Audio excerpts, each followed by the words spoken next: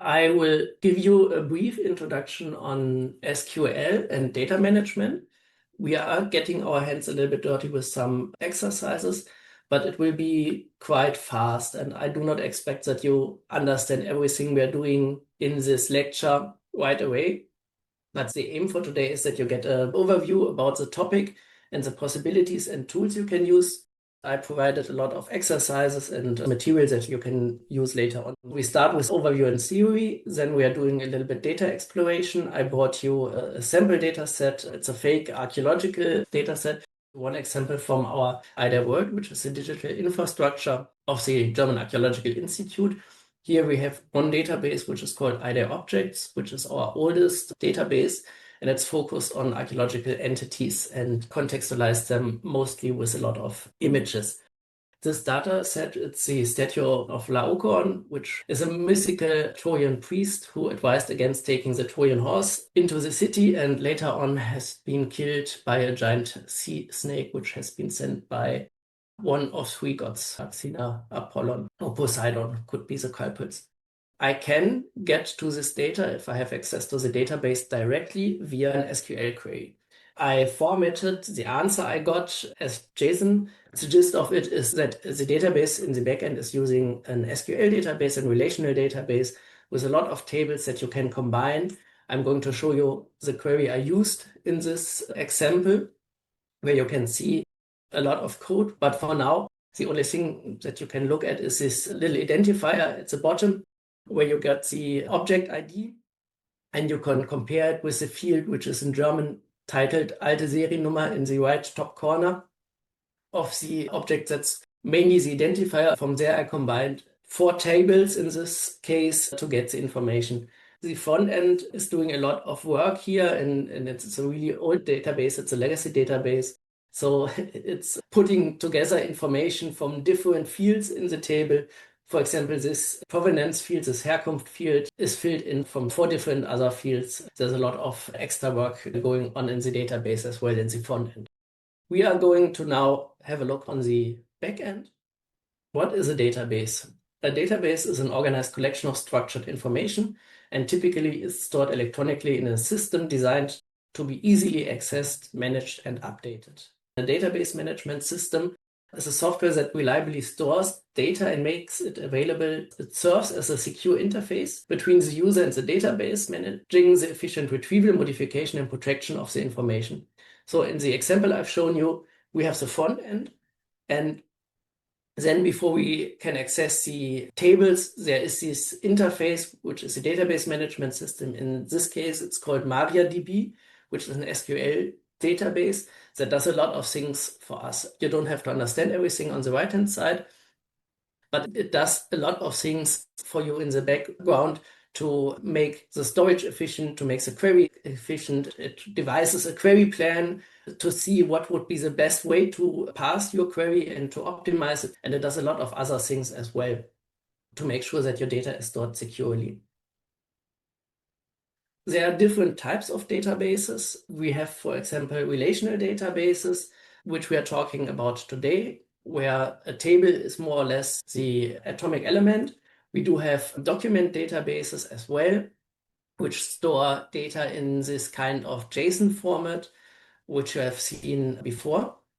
But that was a transformation from a table, so that's more readable.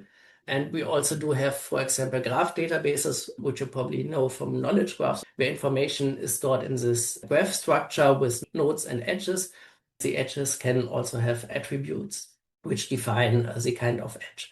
It's important to understand that all those different databases are valid, and it depends a lot on your use case, which one you want to use and which one would give you the most benefits. By far, the most present one are the relational databases, which we are looking on today. Those are also some of the oldest database systems still in use. SQL, for example, has a 50-year history. We are going to have a deeper look on relational databases. In the core, you will find tables, which are also sometimes called entities or relation, where the name comes from.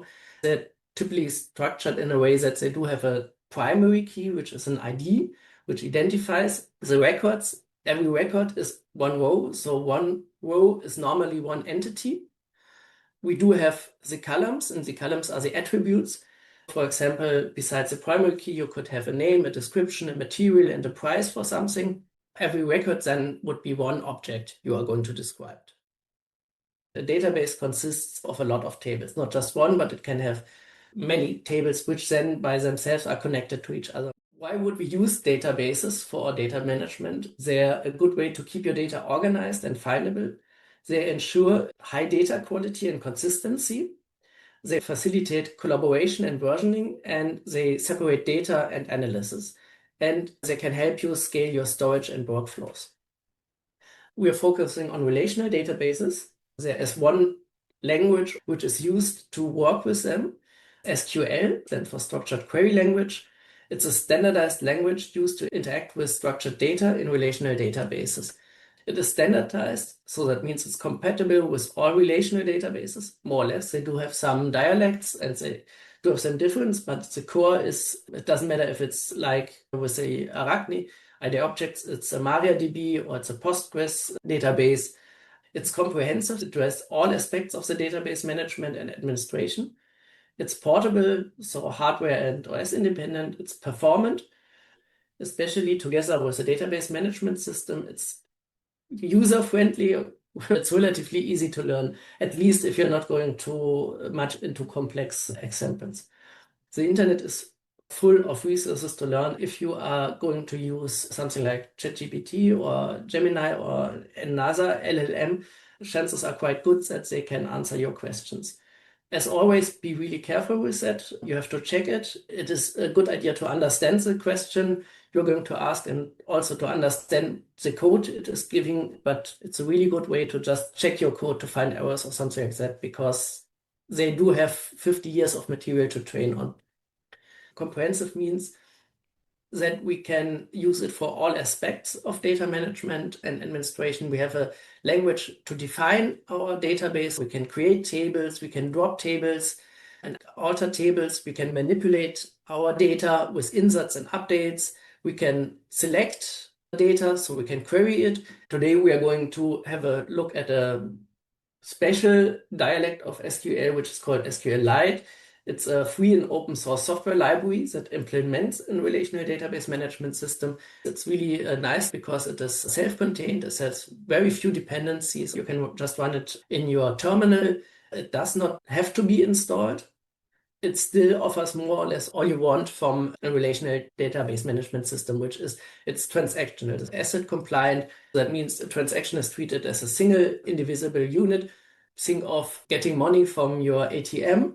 The database would get the money and it makes sure that getting the money and deducting it from your konto is one transaction. It will be always done together or it will not happen at all.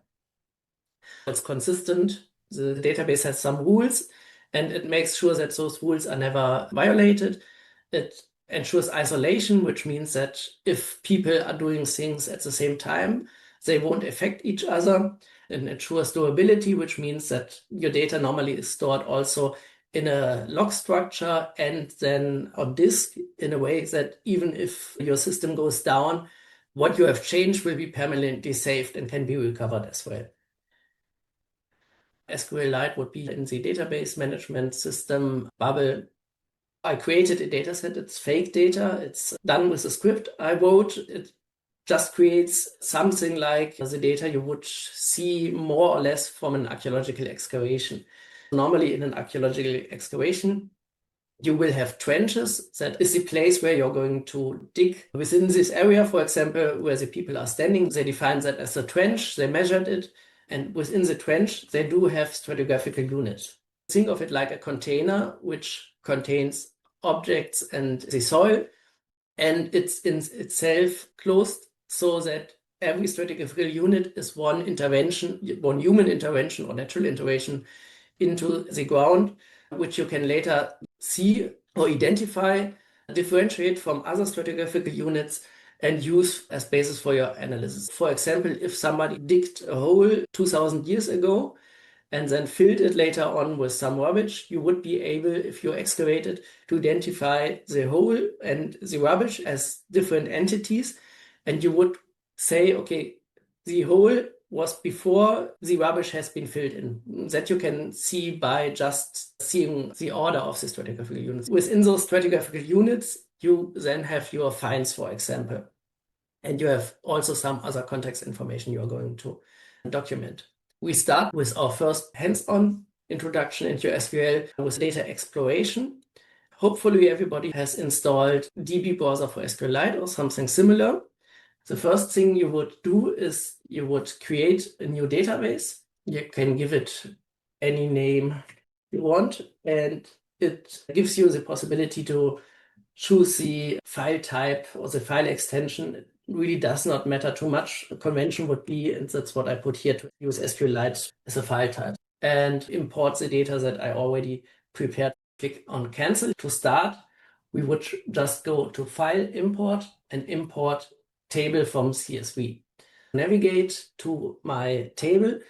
You can find the table I'm using here in your material, download the CSV file and import it. I clicked on the table. It shows me some options. Column names are in the first line, so make sure that you activate this option. Build separator is a command. Quote characters are used normally to define string values. You get UTF-8 encoding, and everything else you can leave it is proposed. When you click on OK, then you see that you will have loaded a table into your database. You can inspect its structure here. And if you click here, you can see that there are some columns which have a column name. That is the header of the table I have prepared. They have a type and they have a schema definition. For now, just know that the type is more or less dynamic. It's not enforced as in other systems, but there are some different types you can use and you should use to make sure that you understand which data is in it. For example, we do have null values, which is just no value. We do have integers. We have real values, which is floating point values. We have text, which is a larger text. And in theory, you could also put images or something like that in your database. It's checked if the data you're putting into the database is consistent. That's a really good feature of databases. SQLite is a little bit more flexible in this regard. That would be our database structure. We can always look at it if we're clicking on this database structure here in the menu. If we want to see the actual data, we can click on Browse Data. It's not a really long table in that regard. It's just 1,000 columns. Every column will present one find, and there's additional information on the find. Then you will find the information on the stratigraphical unit. Inside, you will find information on the trench number, and you will get a list, or in this case, see which supervised the work in the trench. Everything is in this one table, and we leave it for the moment in this shape. We are going to change the layout of our database to make it more consistent and better usable, but for now we keep it this way. Now we're going to explore the database with SQL. You will find the sample code in the folder, just copy and paste it. Create the new database and save it. Go on File, Import, Database from CSV file. There you choose your database and keep everything as it's already selected, but just make sure that this column names in first line is selected. Now we are going to use a little bit of SQL. To query data, you normally would select columns with select star. Select star means select every column which is in the database from the database name, which is quite nice if you use DB browser for SQLite or a similar tool. If I would write that, he would just start to give me the options I have. He gives me the keywords, and he also gives me the different table names or field names or whatever is in my database, so that I don't have to type everything by myself and make too much errors. It's really convenient to use a tool like that to learn SQL. I would suggest that you use the semicolon to finish your statement. That is an SQL statement, and non signifies the SQL statement ended.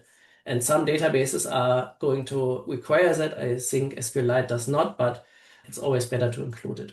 I basically get the same table as we have seen before because we selected all columns And we have chosen our CSV file, which has been transformed into a table, as the source of the data. We have 1000 rows, which have been returned in 405 milliseconds. You got 1000 rows back without any errors. So that's exactly what we wanted to have. If I want to select just some rows of my data, I can name them. I just have to use the exact column name and I have to separate it with comma. Then I can get back information about just 2 columns, for example. I can also try to filter data and I can get back just certain rows. So with select, I can get back different columns. With where clause after the from, I can filter my data as well. For example, now I want to have all find material that is of material type bronze. I will get back 123 rows. All of them should have the find material bronze. I can also do some calculations, for example, in the where clause, but I could also do this in the select clause, where I combine different conditions. I now want to get everything back which is of a certain type of material and weighs more than 500 grams. I do get back 93 rows. I can see here everything should be about 500. I can also use something like this, which combines 2 conditions, so find material and storage location, with the keyword like, which is used for string data, for textual data, to get a certain pattern. In this query, I want to get everything with storage location contains a 26. I do get back 2 results, in this case, 26D as a storage location. The percentage sign means before and after that can follow other text, but it has to contain a 26. I can also limit my results. If I just want to see the first 10 results, I can also order it by, for example, find height in centimeters. Then it should be ordered with the highest or largest find. If I want to see it the other way around, I can just delete that. Then I would see smallest find to largest. I can also use this count expression, which is going to count for me. So I won't get back the data, but just a number in this case. I want to count every find which has a material bronze. I just get a 23 back. As I said, the database browser already does that for me here in the bottom. It just tells me how much it is. For certain queries, you maybe later want to work with that number. You want to adjust the number and not the data itself. There are a lot more of these aggregators I can use. I can get, for example, the average weight of all those files, which is quite high. As I said, it's fake data, it's sample data, it's just an algorithm that compiled it. It's probably not really representative, but in this case, it's 1026 grams as the average weight of the bronze material. I can go even further and I can, for example, group my data by trench numbers. I want to see the average weight of all finds, but for every trench. I do that by using a group by statement. I have to define by what I want to group a trench number. And in my select statement, that has to be there then again, so that I can see it. I have to say what I want to summarize. In this case, the average find rates. If I'm going to do that, I'm seeing that it differs depending on which trench you are in. We have different average find rates for every trench. There are other database systems where table numbers and something like that would be case sensitive, but the comments normally are not. But it's best practice to write them in capitals so you can distinguish them. It's also a good idea not to use spaces or special characters and do it like this with underscores or scores or camel case if you want to, but I prefer a snake case, which is with the underscore to separate names to make it more readable and to avoid having spaces in that, because that can get a little bit messy. In this case, I just want to get a list of all trenches sorted in ascending order. There are really complex queries, and I'm just going to show you one now. This one, which uses a common table expression give me the average rate for all the trenches. But I want to not only see the average rate, but I want to deduct it. Here we get the total average rate for all trenches, and then we get the average rate for every single trench. We are going to see the difference of those two averages. What's the difference between the total average and the average for any trench? You can do quite complex calculations and analysis with SQL without any problems. If you understand the basics, you can also ask a large language model to help you with it or tell you what is not working and why it's not working. They're quite good, but they do make some errors as well. That keyword always means we have to combine information from more than one table. In this case, we state within the expression here, we just used the information from one table, which is our finds table, and then we added the information we calculated here before, which is the average. And we named it as average find weight so you can reference it. Everybody should have done this and should have the database in this state with one big table and tried to do the examples I put in the folder. And feel free to change a little bit the arguments there if you want to see how the code would behave.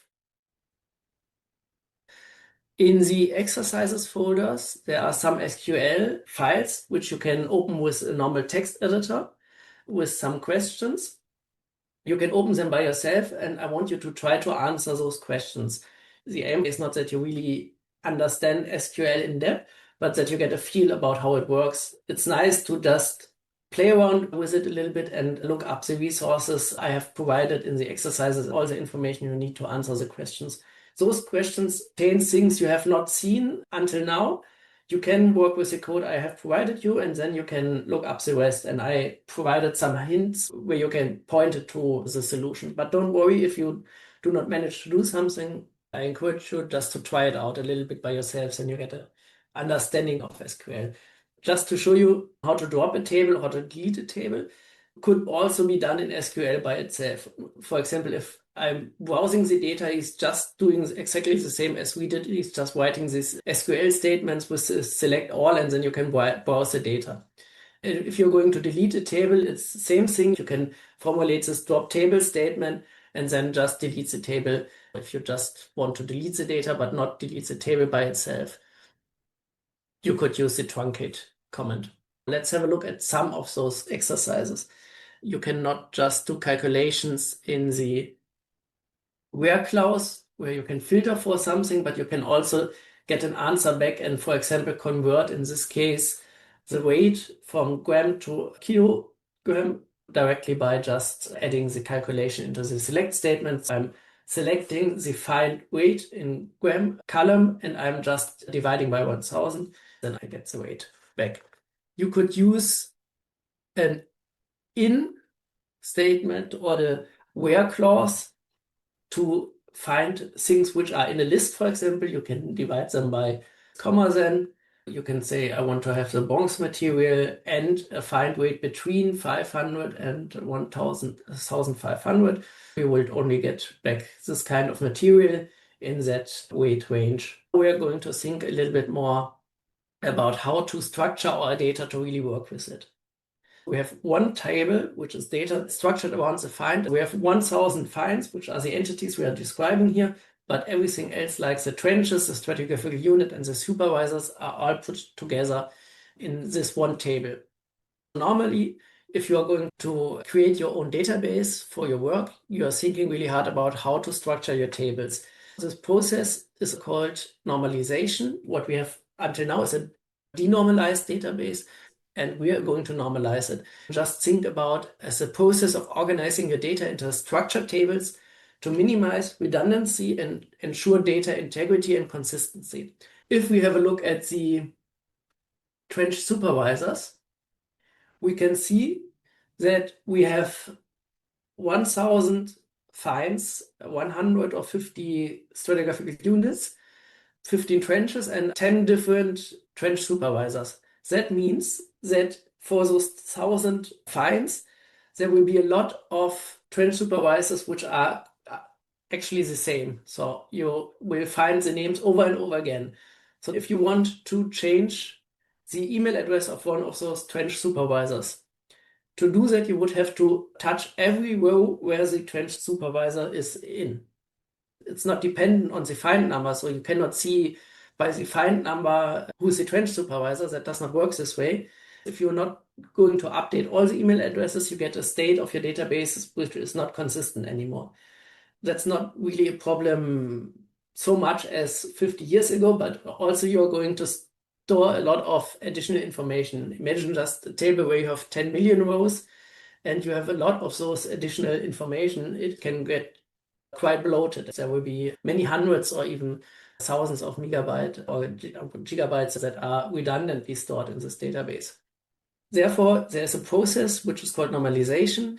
It has some rules. Each column should contain just atomic values, and each record has a unique primary key. We have a problem with the redundant information here, but our table has one unique primary key, which is the find number.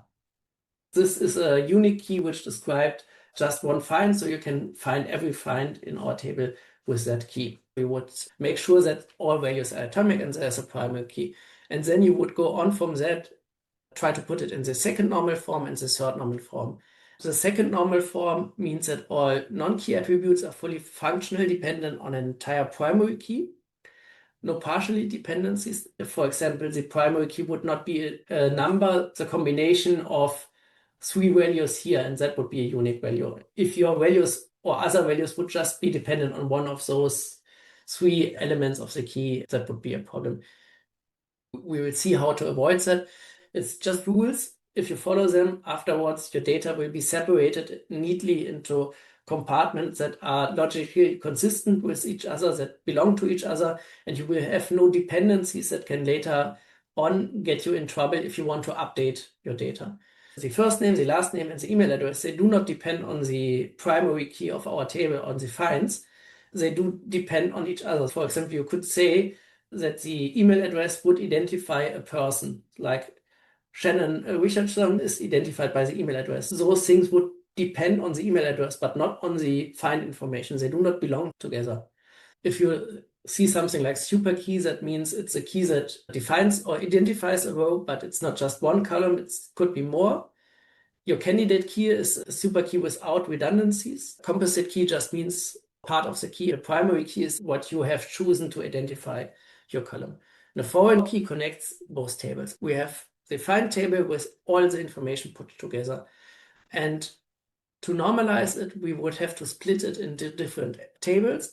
In this case, we would separate it into different tables which only store information which belongs together. The find material will get its own table, the supervisors will get their own table, trenches will get their own table, and the stratigraphical units will also get their own table. So everything is separated neatly.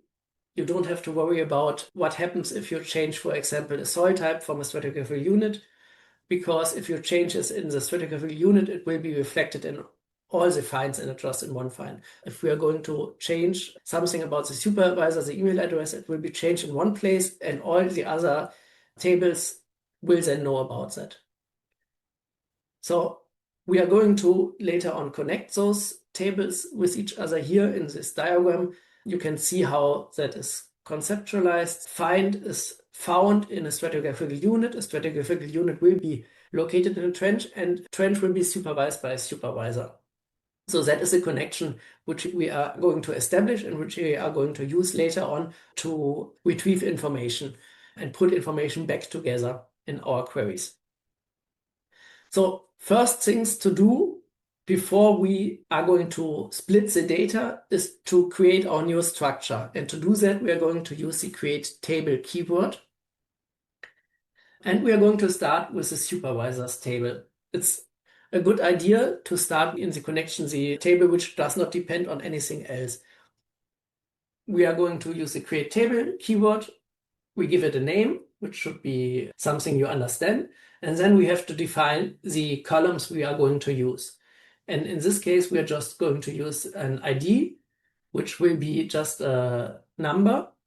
We put in the first, last name and the email, which are the information we have stored at the moment in the supervisor column. First, we have to define the name of the column, and then we are going to define its types. For example, the primary key identifies the column and it will be an integer. And we use the primary keyword to just make sure that the system understands that this is the primary key. I see that besides our original table, there is now a new one, which is called supervisors, and which has exactly the columns we have defined. So we are going to do that quickly for the rest of the tables as well.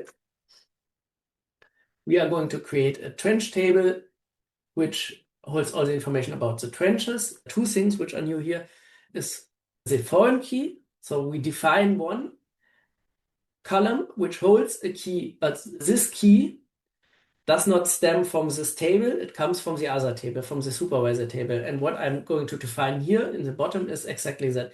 I'm telling the system that this foreign key comes from our supervisors table and it's a reference to the supervisor ID. And this is the way the system knows both tables are connected. So if I want to see which supervisor supervised which trench, I can look in the trench table, get the supervisor foreign key from there, and then look up the information of the supervisor via this reference in the supervisors table. That's what the last part of this statement means. And I think the best way to do it, like before, with just naming the primary key here in the top. But you could also do it this way and just define trench ID as text and not null, which means it does not have to be null, and then call primary key here in the bottom. SQLite already assumes a primary key can never be null, so there always have to be a value and will be assigned automatically by the system if there is no value. We are going to create the other tables as well. It's always the same. We're now going to create the stratigraphical unit. We define a primary key, and we are defining a foreign key, which references then the trenches. Quick check. Stratigraphical units is here. And now we are going to create the last table, which is our finds table. Now we have the empty tables, and we're going to populate the tables. To do that, we will have to extract the information from our original table, which is the archaeological finds data table, where all the information is in. We are starting with the supervisors table, and to do that, we are using an into statement. What it does is just insert data into the table, first name, last name, and email into the columns, and it does it by selecting data. So it's more or less the same mechanism as we had before, selecting data from the original table. For every row in our table, it will do that and put it into the table. And it will make sure that it only selects distinct, so values that are unique. As I said many times, you do not have to understand everything. You're going to play around with it and you can get a understanding later on or look it up. One thing which is a little bit special here is this JSON extract function. That is something which works with SQLite. It could be different in other SQL dialects. You can look up this function in the documentation I provided. It helps you to work, for example, with this kind of nested data, which we found in the trench supervisor data. So it just says, give me before the comma, the first entity, and name it first name, the second one is the last name, and the third one is the email, and then takes this data and fill it. Now, if you're going to look at the supervisors table, you can see we have our entries here, 9, not 10. We are going to populate the trenches table. It's more or less the same thing. We are going to insert data into the columns we just created before. And the only thing which seems to be a little bit complex is we have to match now the supervisors on the supervisor foreign key. So that's what is done here in the bottom. But we're just going to migrate it now so that we can see how it looks. So now we do have trenches, and every trench has a supervisor foreign key, which is the ID of the person who supervised the trench. You can look up here the 9, which is the supervisor ID, and see that Lacey Parker did supervise this trench. So quickly to do the rest as well. We're just going to use to populate the stratigraphical units. Have a look, did that work? It did. We do have our stratigraphical units here. And as you can see, we have a trench foreign key to show us in which trench it was. And the last thing we are going to populate now is the find table, where we have to put all the find information in, and we add a key for the graphical units.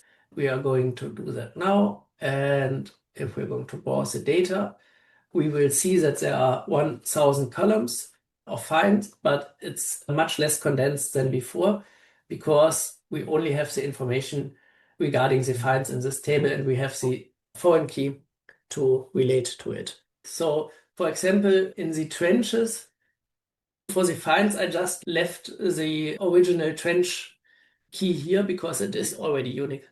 This primary requires that it could never be a duplicate. But UUID would work as well. And for database systems, normally iDAI.objects or something, you really want to have a unique identifier because it is more or less guaranteed that it is unique around all the systems. Now we have a normalized database. We have 4 tables which all hold information on one specific category or entity, like a find, a stratigraphical unit, a supervisor, or a trench. But now we have another problem. If we want to look up information about more than one table, we have to connect them. If we want to get the information of a trench together with the information about the supervisor or something like that, we would have to look up 2 tables at once. And luckily, SQL provides a good way to do that. But before we are going to see this, you now bring the database in the same state. Hopefully everybody now has the database in the same state as mine, with 4 tables, 1 for find, 1 for stratigraphic units, 1 for supervisors, and 1 for trenches. And those 4 tables also hold all the information from the original table, just split between them. Now we have a structure which is better to manage the data, to work with it, and gives us some securities against duplicate entries or inconsistent states. But on the other hand, we have a little bit more complexity than with one big table, because now if we want to look up information, we have to do this in many places, not just one place, in this case, sometimes in 4 different places at the same time. SQL provides a neat syntax to do that, namely the join syntax. If you want to find information or get information back that is in more than one table, you will do that via a join statement. In this case, I just wanted to get the average weight for the finds according to the trenches. Look up 2 tables besides the trenches, because a find has been found in a stratigraphical unit and it is not connected directly to a trench. It's just connected to the stratigraphical unit. So I will have to look up all the stratigraphical unit, and for every stratigraphical unit, I will have to look up all the finds which are in this stratigraphical unit. And then I can do exactly the same thing as we did before, get the average weight of the finds per trench. Use joins, and there are different kind of joins. The one we are looking at the moment is the inner join, which gives back information that is in both tables. To connect those, we are using the join statement. The join statement requires the name of the table I want to join my table to, and normally you're going to define an alias so that it's easier to reference the different columns in the different tables. In this case, I used S, and now I can refer to that table as just S. Then I have to define a condition on how to join our 2 tables. Foreign key in the table I'm coming from, and the primary key in the table I get to. In this case, the trench ID from trenches is the primary key, and the trench foreign key from stratigraphical units is the foreign key where the trench ID is referenced. The equal sign says, give me back all the rows where those conditions meet. After that, I have to define another join to get from the stratigraphical units to the finds, and that's the same thing as before. I define which table I want to join my data to, in this case the finds. I define an alias, in this case just an F, and then I again define the conditions on how to join those tables. I'm just telling the system, look, give me all the rows where the foreign key for the stratigraphical unit in the finds table is the same as the primary key of the stratigraphical unit table. We are going to group it by trench so that we can get an average, because without the group by, it would not work this way as we wanted to. Join, as I said, combines rows from two tables into one result table based on a rule that says which rows belong together. Normally the primary key and the foreign key. The result of this join is another table. I could save this data in its own table. Tables are input and tables are the output.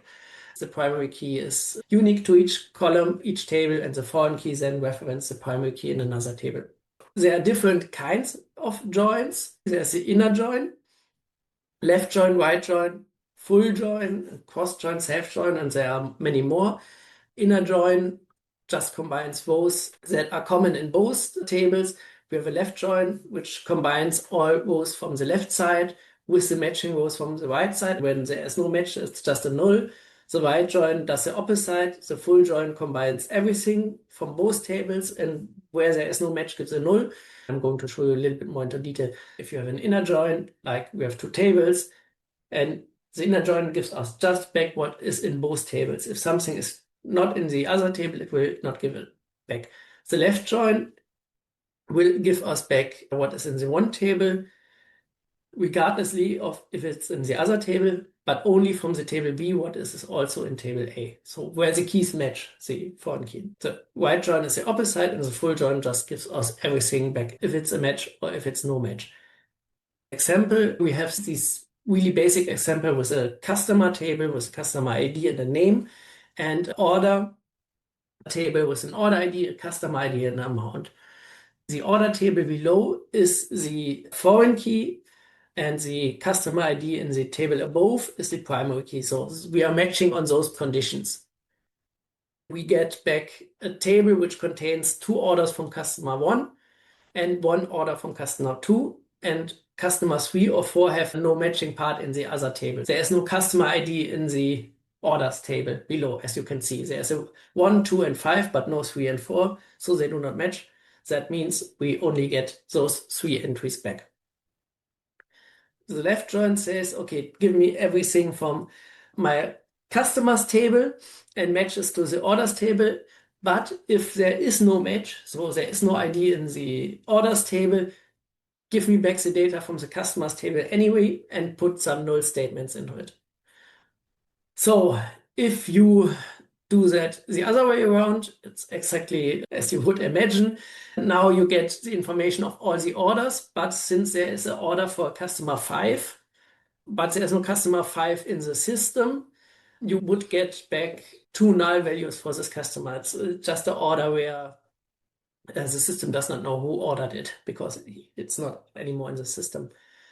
Our system would see if, for example, an entry with foreign key gets deleted, and it would try to prevent that. So that's something normally our database system just would not let us do. But you could do some other joins where there's missing information, and then maybe you still are interested in getting everything back from one table and not everything from the other.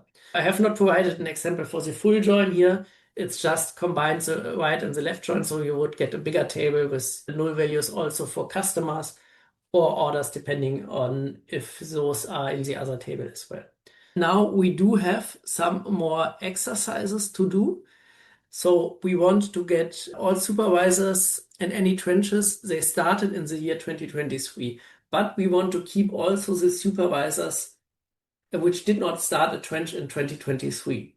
So to do that, we need 2 components. One is the left join, so we can keep the data that does not match. And the other one is this extra condition in the join itself, which says that the start date has to be after 2023, the first of 20, or after and even 2023. We get a list of people, of all the trench supervisors and dates for the trenches which started after 2023 with a where clause and filter on it, we would probably get only the trenches, but not the people who did not start a trench in 2023, because that would be filtered out before. To get that, we would have to put it, as it's shown in this example, into the join clause itself. We want to find a bead that has the same weight as a coin. And in this case, it works because by chance there is just one bead that has the same weight as a coin. So we could also join on this condition. So no problem here. There is also this case statement where you can define these when and else statements. When the weight is null, then the weight is unknown. So you can give it a name unknown in the column. When the weight is about 1000, then you define it as heavy, or else you define it as light, and you call that column a weight class. So that's a good way to categorize, for example, your data according to certain conditions. We can see we get some finds. We get their weight, which we specified in the select statement. And then we did this little logic with the case statement here, where we said if it's above 1000, then it's light, and if it's a null, it's unknown. In this case, here is no unknown data, or should not be any unknown data, just heavy and light. And you can see it worked nicely here. We do have a column called weight class, and there you find this information where you can classify it. We now have seen how to combine tables via a join, but sometimes you want to create a view of something. So you want to have, let's say, a stored query that is ready for you to explore. You do not want to always rewrite the query by yourself every time you want to see the table. And for that, you can create a view. A view is like a virtual table, which you define by your query. So you can use any of those queries we have done so far and just define a view for yourself. You can use that to simplify complex queries, just that you can later on query it with one name. One use case, which is if you want to give other people access to your data, but you want to filter which kind of data they can look on. So for example, if you have the supervisors with the email address, and I just want to show other people the name, but not the email address, I can create a view and only give them access to this view. You can also do that to create a consistent interface, even if the underlying tables change. You can also materialize it as a store a view in your table. We just use any select statement we have defined so far, and we can create a view on that. And that we're going to do, as seen here in the code, with the create view statement. Then we have to give it a name. And after that, we have to add this S, and then we can add the select statement that would also work without the view statement by itself. If we are going to do that, we get no results back, but as we can see in our database structure, we now have a view. And if we want to browse the data, we can do that as well. We can see, for example, here that we have trench numbers with the last name of the trench supervisor and find count in it. We can query that without any problems by referring to the name. If the view one is defined, you do not have to repeat the query you have defined. You can just refer to it by its name, and then you can do exactly the same thing as with any other table. Basically, it's just a virtual table you can use as any other table. In this case, we try to find just these two trenches and the information which is stored in the view. We created our views, but now we want to add data to it. We want to delete data, we want to update it, as we would do with a normal database. And in SQL, you're going to do that with the insert into statement. You would define the statement, you would insert into the keyword, you have defined which table you want to address, and then you have to select the columns you want to add information to. The primary key, or columns that have a constraint that says it cannot be null, there you have to add information, but for other columns you can leave them empty if you want to. If the database does not enforce it, then it's just a null value there. But for this example, we add information to everything, to our columns. So we use insert into finds for our finds table, define the columns which we want to fill in, and then we use the values keyword, and between the parentheses, we are just adding the find values. It's important for you to know that the order of these values is important. So it's find ID and find ID corresponds to this value in the bottom. And the second one is type, and the third one is material, and so on.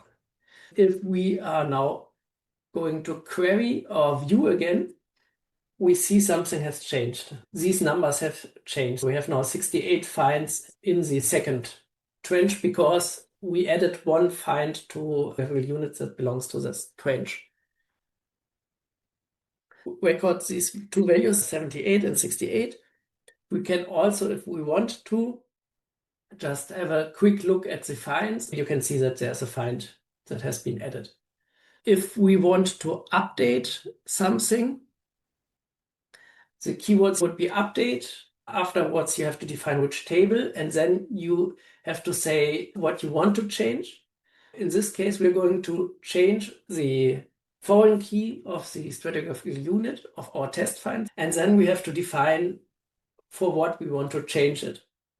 And we want to change it for exactly this one find, where the condition find ID equals find test 001 is met. So you can do it for all your finds at once, but in this case, we just want to change information for this one find only. So if we are going to check on our view again, we see it's changed slightly because we changed the find to a stratigraphical unit that belongs to another trench. Now we have 79 finds in the trench number 6 and just 67 finds in the trench number 13, because we changed the stratigraphical unit of the find. If we want to delete, it's just delete from and then finds, let's see, from the finds table.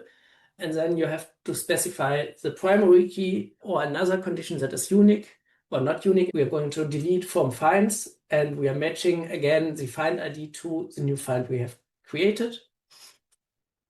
We are back to 78 and 67 finds because the find is gone. If I'm going to have a look at the finds table again, scroll all the way down, I can see already that I'm back to 1000 finds, not 1001. The find I just created has been deleted.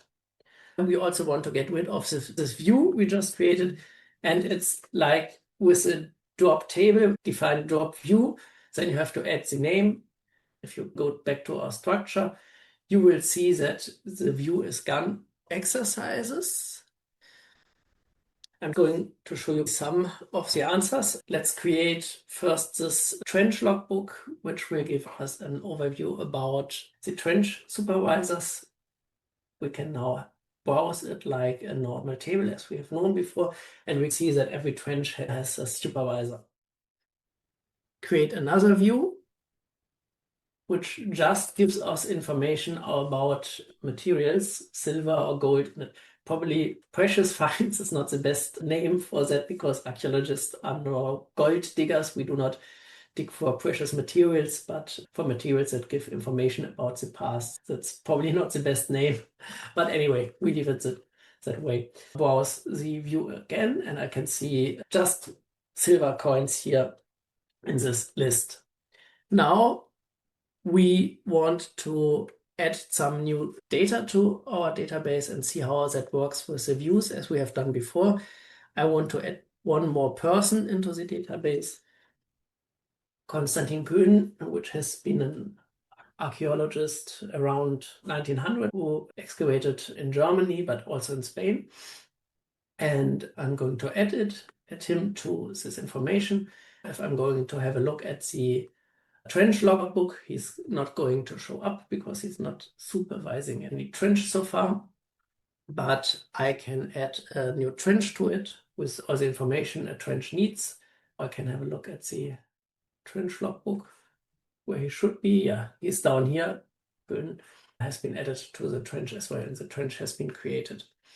And in the same fashion, I could add a stratigraphical unit. Here you have to remember that it's important that if I want to create a find, I have to create the other information as well, because the find has to have a stratigraphical unit. I'm just adding the stratigraphical units as well, and I'm going to insert a new find.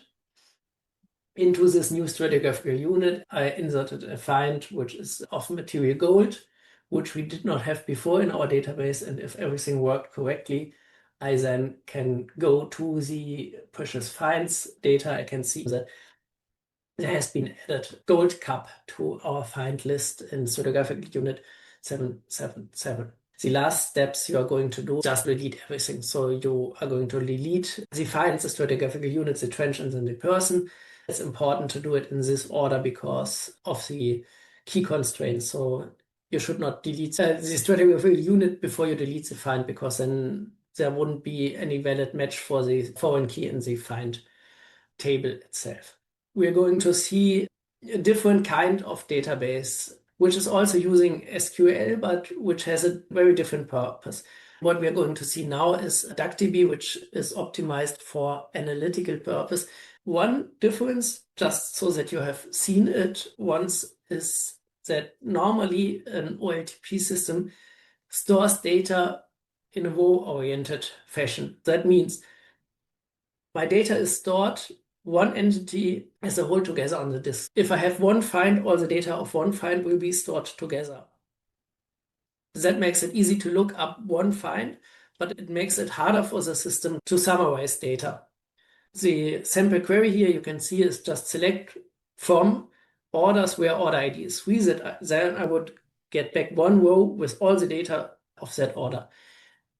In an analytical way, I'm often more interested in summarizing things, to get statistics, to formulate complex queries, to analyze my data. As a data structure, a column-oriented storage here is suited better. That means our data is stored together in columns, so all the order IDs are stored together, all the customer IDs are stored together, all the order data in this example is stored together. That makes it really easier for the system to analyze the data, because it does not have to scan all the rows and get just the data it needs. It makes it easier to compress the data for the database system because it knows exactly what kind of value is stored together. It's always the same type of value, and that makes compression algorithms much faster. An example, a really complex query. I asked a large language model to do it for me because I wanted something which uses a lot of processing power. To make it a little bit more realistic, more or less the same as before, but it contains 1 million rows, not just 1,000 rows as we had with our example. It's still not a really big database. You can imagine if you have sensor data or data that gets automatically created, you're not in a million rows, you are in billion rows. But just to give you an impression on how that would change our database, it will still be quite fast. But if I click on this query and I want to perform it, those 20 rows, and really the query does not matter here, it's just something which should take a little bit longer. Those 20 rows have been returned in 3,298 milliseconds in this case.